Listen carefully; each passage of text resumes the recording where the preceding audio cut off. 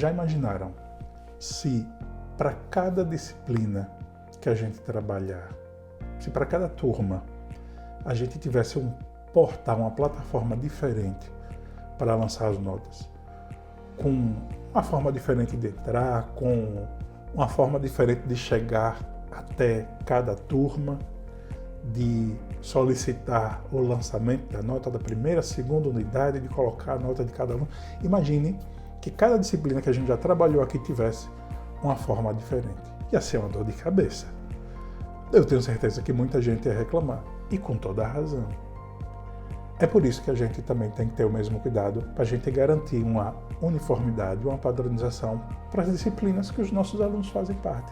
Se a gente se colocar no lugar deles, imagine como deve ser confuso. Um aluno que tenha 2 ou 3 disciplinas 100% online, 2 ou 3 que sejam semipresenciais, algumas que sejam 100% presenciais, mas que usam o nosso ambiente virtual de aprendizagem, o Moodle, como uma ferramenta complementar das atividades e para as atividades que são desenvolvidas de forma síncrona.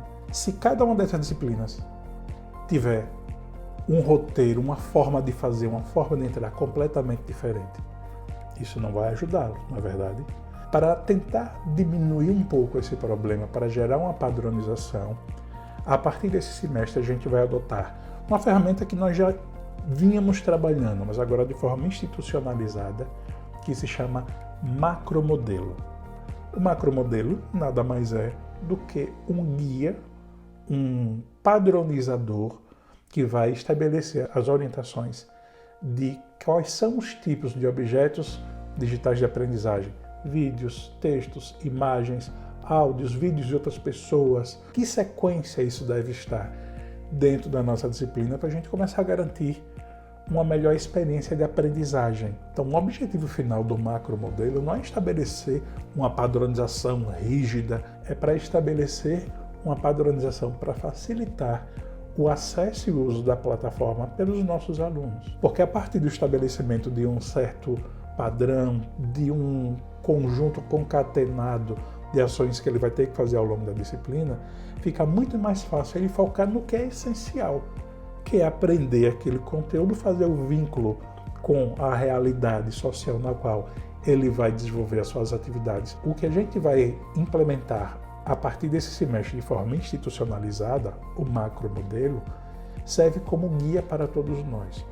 Para evitar, por exemplo, que na disciplina o professor só coloque PDFs, outro coloque alguns PowerPoints e alguns vídeos, outro coloque só vídeo. Não, a gente tem que enriquecer o que se chama a experiência de aprendizagem do aluno. Ou seja, para que ele possa, por diferentes formas, por diferentes caminhos, conseguir chegar à compreensão do que, afinal de contas, é aquele conteúdo que está sendo trabalhado. Para isso, a gente vai reforçar algumas formações que nós demos, alguns tutoriais que nós já criamos no passado, mas também a gente vai criar alguns novos materiais, alguns momentos síncronos também de contato entre nós, entre esse grupo aqui, para tentar fazer com que a nossa experiência de aprendizagem, ou seja, que a experiência de aprendizagem que a gente provê para os nossos alunos seja a mais eficaz possível. Vocês já devem ter percebido, né, que cada vez mais nas nossas vidas, muito tempo do que nós fazemos está conectado a uma tela, seja a tela de um celular, seja a tela de um computador, seja a tela de uma TV, porque a gente passa muitas horas do nosso dia utilizando o computador para trabalhar, a tela do computador para trabalhar, a gente utiliza a tela do celular para se comunicar via WhatsApp, eventualmente via Instagram, normalmente também para ver o que é que os outros estão fazendo. E claro que é muito difícil para nós, professores que fomos formados para lidar com a formação dos alunos no espaço físico de uma sala de aula, migrar para as plataformas digitais e disputar a atenção do nosso aluno com TikTok, com Netflix, com YouTube, que tem conteúdos absolutamente encantadores e que as pessoas acabam passando horas, às vezes, vendo aqueles conteúdos, acessando aqueles conteúdos, enquanto outras obrigações, inclusive aquelas acadêmicas, ficam relegadas em segundo plano. E quando ele vai para a acadêmica, é um PDF que ele tem que ler. O que não significa que seja chato ou desnecessário. Não. ele faz parte, é importantíssimo que a gente continue provendo, por exemplo, leitura de qualidade para os nossos alunos, porque isso ele não vai achar nas outras plataformas. Isso ele vai achar no nosso ambiente virtual da aprendizagem. E como futuro profissional, ele precisa aprender a trabalhar com textos mais complexos, com sua interpretação e com sua aplicação na vida real, na sua prática profissional.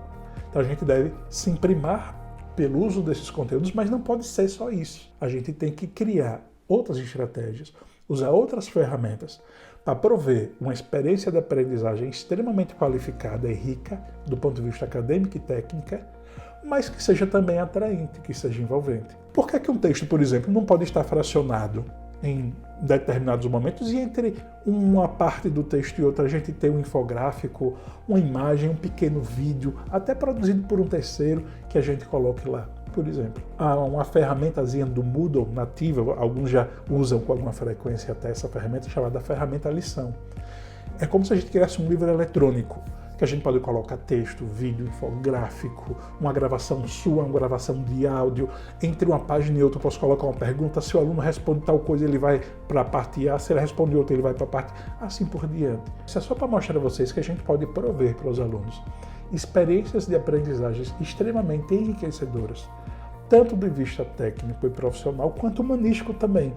Porque essa interação que a gente continua tendo, seja fisicamente na sala de aula, para as disciplinas que são presenciais e utilizam o AVA de forma complementar, sejam das semipresenciais e mesmo daquelas disciplinas que são 100% online, como é o caso das minhas disciplinas, a gente pode utilizar, por exemplo, uma série de ferramentas como essa que eu estou usando aqui para vocês para nos comunicar de forma muito direta. O vídeo é muito importante, não pode ser o único objeto digital de aprendizagem. O texto é fundamental, mas não pode ser o único objeto digital de aprendizagem. A gente tem que intercalar esses objetos com outros que sejam mais interativos, que exija que o aluno toque na tela, que exija que ele responda uma determinada ordem de palavras, por exemplo.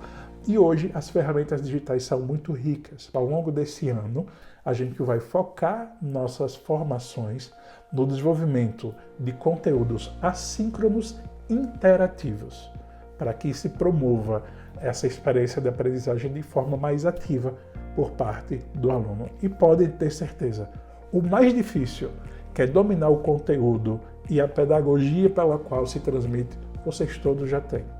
O uso das ferramentas digitais é o mais fácil de todos. Eu lembro a vocês que no começo lá da pandemia, todo mundo, ai meu Deus, esse negócio de Google Classroom, hoje Google Classroom já se tornou passado para muita gente. É muito simples, agora a gente está lutando para usar em todo o seu potencial as ferramentas do Moodle, que é bem mais poderoso e já tem gente utilizando. Fico muito orgulhoso disso de forma muito positiva na SES. A gente tem, hoje no estado de Pernambuco, uma experiência de uso dessas ferramentas digitais para o ensino superior bem consolidado. Várias outras ferramentas e várias outras formas de transmitir conteúdo serão cada vez mais utilizadas para esse fim. E o macromodelo é o documento institucional que a gente vai utilizar aqui na SES UNITA para estabelecer esse guia, para estabelecer esse roteiro de elementos que devem compor uma aula digital, o que é que deve estar lá presente para que a gente possa garantir que todo esse processo de ensinar, e o que é mais importante, de que os nossos alunos aprendam de uma forma enriquecedora, de uma forma responsável, de uma forma humana, mas que também seja um processo leve, seja um processo interativo, que seja um processo agradável. E é isso. A gente vai continuar conversando nas próximas semanas sobre o macromodelo, sobre o seu desenho, sobre sua institucionalização e como a gente deve aproveitá-lo, como a gente deve encaixar, né, todo o roteiro de formação que a gente tem previsto, todo o percurso de formação que a gente tem previsto para o nosso estudante dentro desse macromodelo aqui da SES UNITA. Até breve!